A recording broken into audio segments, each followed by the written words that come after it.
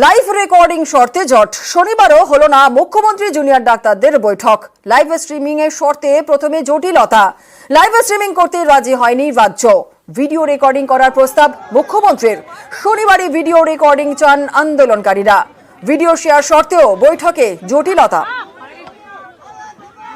যখন নিজেদের মধ্যে আলোচনা করে যখন আমরা জানাতে গেলাম যে ঠিক আছে আমাদের দরকার নেই, আমাদের শুধুমাত্র এই মিনিটটুকু দেওয়া হোক, এই অবস্থায় আমরা আলোচনায় বসতে রাজি, তখন হঠাৎ করে স্বাস্থ্য প্রতিমন্ত্রী চন্দ্রিমা ভট্টাচার্য তারা এসে বললেন যে অনেক দেরি হয়ে গেছে, আর সম্ভব নয়। আমরা 2 ঘন্টা 3 ঘন্টা ওয়েট করেছি, আমরা আলোচনায় বসতে রাজি নই। ধর্নাস্থল থেকে পদক্ষেপ মমতার। রাজ্যের সব মেডিকেল কলেজ এবং হাসপাতালে রোগী কল্যাণ সমিতি ভেঙে দিলেন মুখ্যমন্ত্রী। অধ্যক্ষদের মাথা করে নতুন করে কমিটি তৈরির ঘোষণা, দাবি মেনে হাসপাতালগুলির উন্নয়নেরও প্রতিশ্রুতি।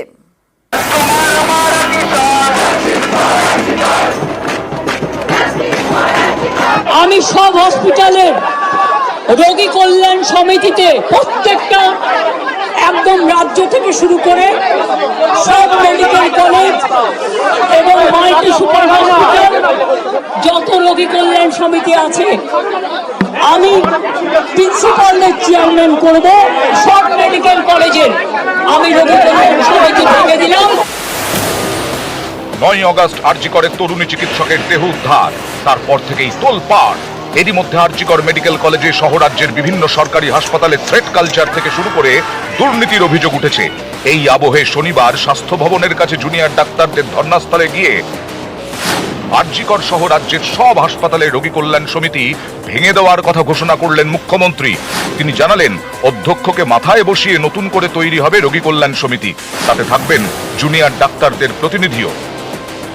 আমি সব হসপিটালের রোগী কল্যাণ সমিতিতে প্রত্যেকটা রাজ্য থেকে শুরু করে সব মেডিকেল কলেজ এবং মাল্টি সুপার হসপিটাল যত রোগী কল্যাণ সমিতি আছে আমি প্রিন্সিপালের চেয়ারম্যান করব এবং তাতে জুনিয়র ডাক্তারও মেম্বার থাকবে, সিনিয়র ডাক্তারও থাকবে, নার্সও থাকবে, একজন পাবলিক রিপ্রেজেন্টেটিভ থাকবে এবং পুলিশ থাকবে।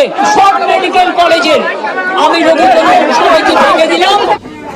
রোগী কল্যাণ সমিতির দায়িত্ব কি? এই সমিতির সদস্যরা হাসপাতাল পরিচালনের বিষয়টি দেখেন।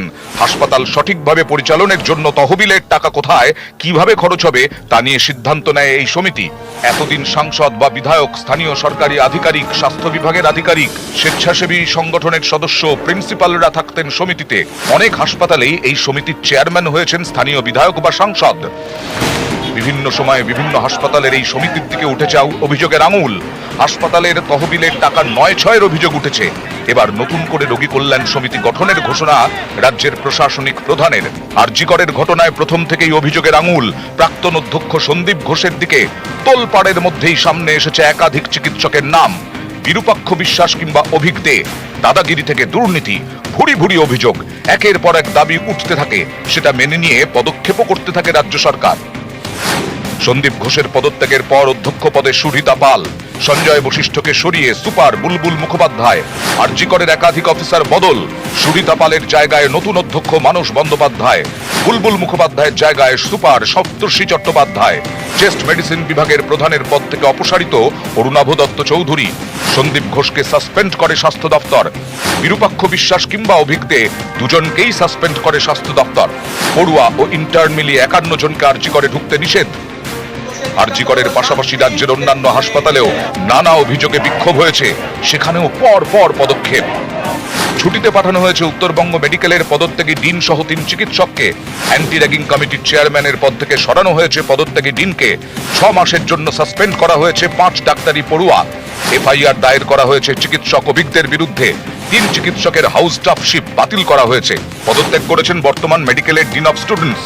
জুনিয়র ডাক্তার, ইন্টার্ন চিকিৎসক মিলিয়ে 18 জনকে হস্টেল ও কলেজে ঢুকতে মানা করা হয়েছে। মেদিনীপুর মেডিকেল কলেজ থেকে বহিষ্কার করা হয়েছে চিকিৎসক মুস্তাফিজুর রহমান মল্লিককে। এরপরেও একাধিক দাবিতে আন্দোলনে অনড় থাকেন জুনিয়র ডাক্তাররা। এবার আন্দোলনকারীদের মাঝে গিয়ে দাবি দাওয়া খতিয়ে দেখার আশ্বাস মুখ্যমন্ত্রীর। মমতা বন্দ্যোপাধ্যায়ের স্পষ্ট বার্তা, কোনোভাবেই দোষীদের আড়াল করা হবে না।